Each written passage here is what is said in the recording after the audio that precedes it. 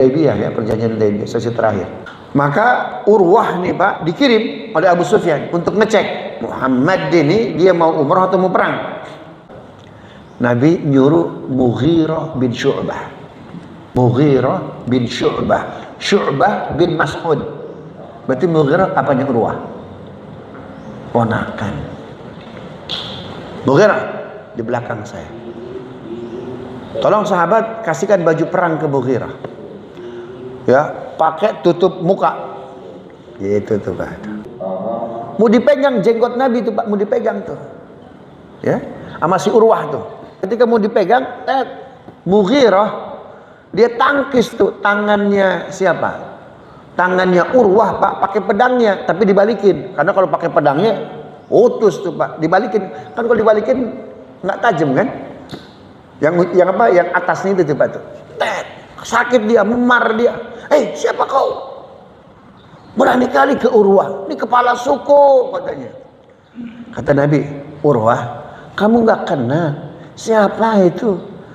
Ya, yang nangkis tanganmu dengan pedangnya. Siapa? Itu Mughirah, keponakanmu. Apa kata Mughirah? Kau ini anak ingusan, berani-berani ke paman begitu, nggak sopan kan? Tapi Pak, tetap aja dia sayang Pak. Kan sekarang trennya paman sayang keponakan. Akhirnya Urwah bin Mas'ud dia datang ke pasukannya, ke Abu Sufyan. Abu Sufyan, Muhammad benar mau umrah. Benar mau umrah nih. Buktinya kita ya, saya itu bikin Muhammad emosi, nggak emosi dia. Dan para sahabat betul, mereka bawa hadyu, bawa sesembelihan, kambing, domba. Mereka pakai ihram. Ya. Itu para sahabat ketika nabinya wudu berebut. Jadi kalau kita nyolek aja nabinya, habis kita Abu Sufyan. Subhanallah. Paham Pak ya?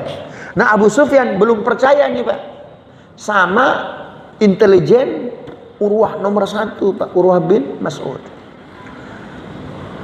Paham Pak ya? Maka kata Abu Sufyan, diam. Info dari Urwah, Muhammad mau umrah bukan mau perang. Tapi kita nggak percaya. Ya, nanti malam mereka kan istirahat. Nah, kalau ada sahabat Nabi keluar, sahabat Muhammad keluar dari tendanya, tangkap dia, kita gebugin dia, kita paksa suruh ngomong, benar nggak mau umroh? Atau jangan-jangan mau perang? Paham Pak ya? Para sahabat itu Pak nggak mau tidur kalau di daerah terbuka. Kenapa? Sayang ke nabinya Pak. Kalau mereka tidur, pasti mereka ngapain tuh Pak? Akan bikin apa itu, nangkap nabi, mungkin nyulik nabi. Jadi Abu Sufyan menyiapkan 40 pasukan khusus Pak. Ternyata 40 orang ini Pak, ketika ada pergerakan masuk ke wilayah tendanya kaum muslimin Pak, ditangkap oleh para sahabat. Ketahuan Pak pergerakan. Dia nggak tahu, Nabi punya intelijen yang nggak akan pernah salah Pak. Siapa Pak? Jibril. Muhammad ada pergerakan. Ditangkap Pak. Siapa ketuanya? Mughirah. Ditangkap 40 orang Pak, ditawan. Pagi hari Pak diperlihatkan kepada kufar Quraisy Abu Sufyan. Nih 40 orang. Orang kalian kami tawan. Nggak akan kami bunuh karena kami sedang umroh, kami bebaskan. Baru tuh Pak mereka yakin. Paham Pak ya? Bahwa Nabi memang mau umroh. Akhirnya kata Nabi apa? Siapa kira-kira yang bisa datang meyakinkan Abu Sufyan untuk yang terakhir kali? Mudah-mudahan sekarang dia mau buka pintu. Itu tuh ya. Makanya Umar aja Rasul yang jadi utusan ketemu Abu Sufyan. Jangan. Umar ini colek sedikit marah dia. Bisa habis kita semua. Saya bukan takut Rasul berani, tapi akan merugikan kita. Lalu saran engkau siapa?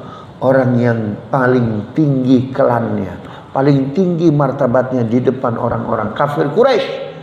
Kalau bisa yang dekat marganya bahkan semarga dengan Abu Sufyan. Siapa kira-kira? Utsman bin Affan.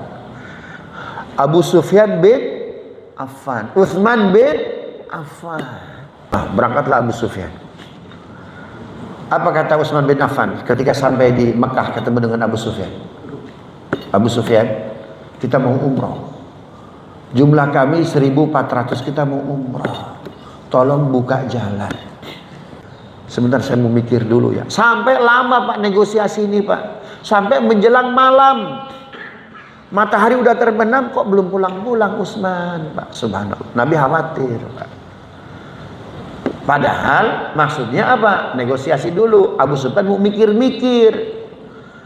Kata Abu Sufyan, bagaimana Utsman? Kalau gini, Nabi silakan umroh tapi nggak tahun ini ya. Kenapa? Karena kalau tahun ini kita belum persiapan. Masa tiba-tiba kalian masuk? Kalau kalian langsung memerdekakan kota Mekah gimana nih? Kalau kami serang kami gimana? Umroh boleh, tapi nggak tahun ini. Nah negosiasinya lama tuh Pak. Sampai Nabi udah khawatir.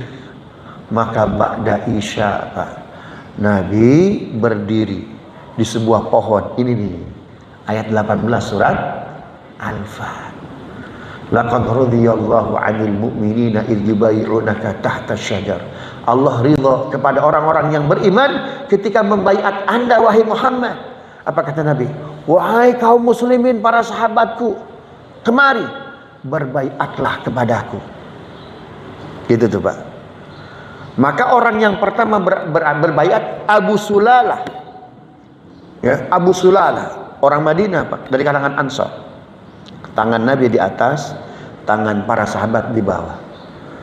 Ya Rasulullah, bayatuka 'alal imani wal Islam wa udafi'uka hatta al-mamat. Ya Rasulullah, kami berbaiat kepada engkau di atas keimanan dan keislaman. Kami akan jaga diri engkau dan kehormatan Islam. Subhanallah. Maka yang berbaiat ada berapa Pak? Jumlah yang berbaiat ada 1.398. Berarti minus berapa orang? Minus 2 orang. Satu Utsman, karena Utsman kan nggak ada. Yang kedua munafik Ja'ad bin Qais. Maka kata Allah, Allah ridho kepada kalian yang membaiat Nabi Muhammad di bawah pohon ini. Kata Nabi, yang berbaiat kepadaku semuanya ahli surga, kecuali yang ada di belakang unta merah. Terus yang 2 orang, Abu Utsman bin Affan, bagaimana baiatnya? Tangan Nabi Pak, di tangan Nabi tangan kanan. Kata Nabi, Utsman tangan kiriku. Maka ya Rasulullah, bayatuka 'alal imani wal Islam. Jadi Rasul membaiatkan dirinya membadali siapa? Utsman bin Affan dengan tangan kirinya. Gini tuh Pak Nabi. Kata para sahabat, ya Rasulullah, kami mau jadi tangan kirimu. Enak betul Utsman. Subhanallah. Maka keluarlah hadis Nabi, aku tangan kananku, Utsman tangan kiriku. Ternyata besok pagi datang Utsman. Ya Rasulullah, kami negosiasi. Kita diberikan izin umroh, tapi tidak tahun ini. Maka Nabi tahun itu 6 Hijriah gagal. Untuk apa? Untuk umroh. Berangkatnya kapan? Tahun depan. Subhanallah. Wallahu a'lam bishawab. Sabtu depan kita bahas Mu'tah.